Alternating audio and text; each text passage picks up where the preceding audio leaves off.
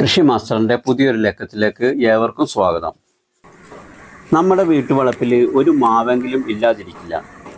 പെട്ടെന്ന് കായ്ക്കും എന്നൊക്കെ പറഞ്ഞ് നാം വാങ്ങി വെക്കുന്ന മാവിൻ തൈകളിൽ 4-5 വർഷങ്ങൾ കഴിഞ്ഞിട്ടും കായ്ഫലം ലഭിക്കുകയോ പൂവിടുകയോ ചെയ്യാത്ത അവസ്ഥയുണ്ടെങ്കിൽ ഇവിടെ പറയുന്ന ചെറിയ ചെറിയ കാര്യങ്ങൾ ഒന്ന് പ്രയോഗിച്ചാൽ മതി.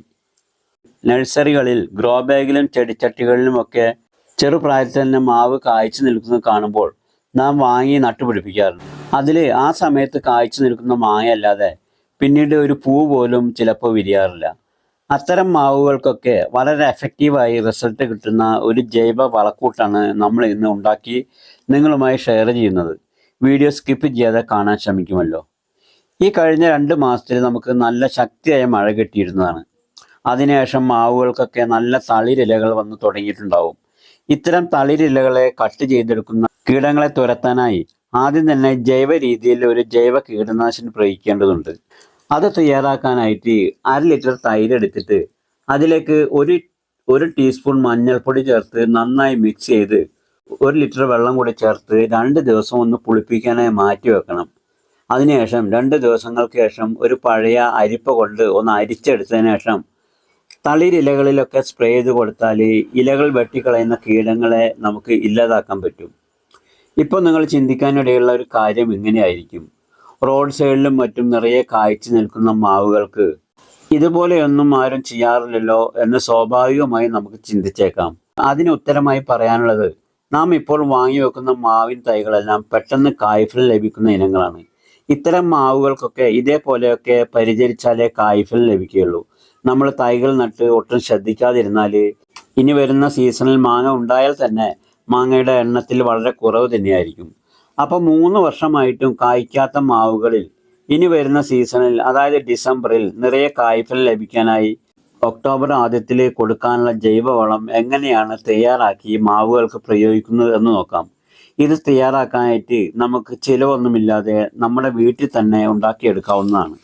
ഈ ഒരു ജൈവ വളക്കൂട്ട് ഉണ്ടാക്കിയെടുക്കാനായി നമുക്ക് ആദ്യം വേണ്ടത് കുറച്ച് പുളിച്ച കഞ്ഞിവെള്ളമാണ്. അതിലേക്ക് ചേർത്ത് കൊടുക്കേണ്ടത് കുറച്ച് കടലപ്പിണ്ണാക്കാണ്. കടലപ്പിണ്ണാക്ക് ഞാൻ 2 മണിക്കൂർ മുമ്പേ വെള്ളത്തിൽ കുതിർത്തി വെച്ചിരുന്നതാണ്. അതിൽ നിന്നും കുറച്ച് കഞ്ഞിവെള്ളത്തിലേക്ക് ഇട്ട് കൊടുക്കുന്നുണ്ട്. അതിനുശേഷം നല്ല പോലെ ഒന്ന് മിക്സ് ചെയ്ത് കൊടുക്കണം. അതുപോലെ രണ്ടാമതായി ചേർക്കാനുള്ളത് കുറച്ച് ചാണകവെള്ളമാണ്. ചാണകവും ഞാൻ നേരത്തെ കലക്കി വെച്ചിരുന്നതാണ്. ചാണകം കിട്ടാനില്ലെങ്കിൽ ചാണകപ്പൊടി ഇട്ട് കൊടുത്താലും മതി. ഞാനിവിടെ ചാണകം കലക്കി വെച്ചത് ചേർത്ത് കൊടുക്കുകയാണ്. ഇനി ഇതിലേക്ക് മൂന്നാമതായി ചേർത്ത് കൊടുക്കേണ്ടത് ഒരച്ച് ശർക്കരയാണ്. ശർക്കര പൊടിച്ചോ ഇതേപോലെ ചുരണ്ടിയോ ഒക്കെ നമുക്ക് ചേർത്ത് കൊടുക്കാവുന്നതാണ്. ഇനി ഇതെല്ലാം കൂടി മിക്സാക്കി 1-2 ദിവസം ഒന്ന് മാറ്റി വെക്കുന്നത് നല്ലതാണ്. 2 ദിവസങ്ങൾക്ക് ശേഷം ഇത് കായ്ക്കാതെ നിൽക്കുന്ന മാവിൻ്റെ കടക്കിലേക്ക് ഒഴിച്ചു കൊടുക്കാം. ഒഴിച്ചു കൊടുക്കുന്നതിന് മുമ്പായി മാവിൻ്റെ കടഭാഗത്ത് നിന്നും ഒരു 1.5 അടി മാറ്റി ഒരു ചാല് കീറി അതിലേക്ക് വേണം ഒഴിച്ചു കൊടുക്കാനായിട്ട്. എൻ്റെ മാവിൻ്റെ ചുറ്റും കുരുമുളക് വള്ളികൾ പടർന്നതുകൊണ്ട് ചുറ്റിനും തണമെടുക്കാൻ കഴിയില്ല. അതുകൊണ്ട് കുറച്ച് ഭാഗത്ത് മാത്രം ചാല് കോരി അതിലേക്കാണ് നാം തയ്യാറാക്കി വെച്ച വളക്കൂട്ട് കുറേശ്ശെ ഒഴിച്ചു കൊടുക്കുന്നത്.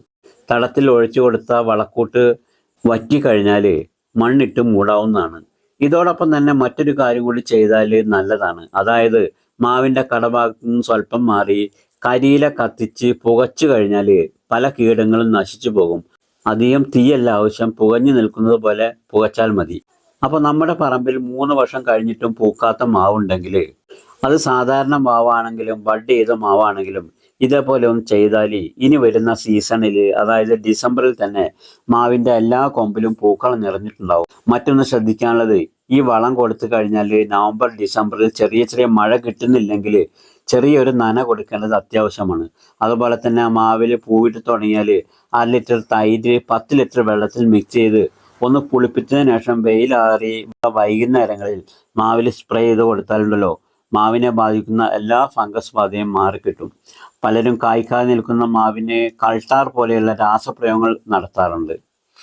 പക്ഷെ നമുക്ക് രാസപ്രയോഗം ഇല്ലാതെ തന്നെ ജൈവ രീതിയിൽ ഉള്ള പ്രയോഗങ്ങൾ ചെയ്യുന്നതായിരിക്കും നല്ലത്. അപ്പോൾ നിങ്ങളുടെ മുറ്റത്ത് ഒരു മാവുണ്ടെങ്കിൽ, അത് സാധാരണ മാവായാലും ബഡ് ചെയ്ത മാവാണെങ്കിലും കൂടുതൽ കായ്ഫലം ലഭിക്കാനായി ഇങ്ങനെയുള്ള ചെറിയ ചെറിയ ടിപ്സുകൾ ചെയ്തു കൊടുക്കുകയാണെങ്കിൽ വർഷങ്ങളായി പൂക്കാതെ നിൽക്കുന്ന മാവാണെങ്കിൽ പോലും ഇനി വരുന്ന മാമ്പഴ സീസണിൽ, അതായത് ഈ അടുത്ത ഡിസംബറിൽ നിറയെ പൂവിട്ട് കായ്ഫലം ലഭിക്കുമെന്ന് തീർച്ചയാണ്. അപ്പോൾ വീഡിയോ നിങ്ങൾക്ക് ഇഷ്ടമായി ലൈക്കും കമൻറ്റ് ചെയ്യാൻ മറക്കരുത്. ഇനി മറ്റൊരു കൃഷി ടിപ്സുമായി വീണ്ടും കാണാം. Okay, thank you.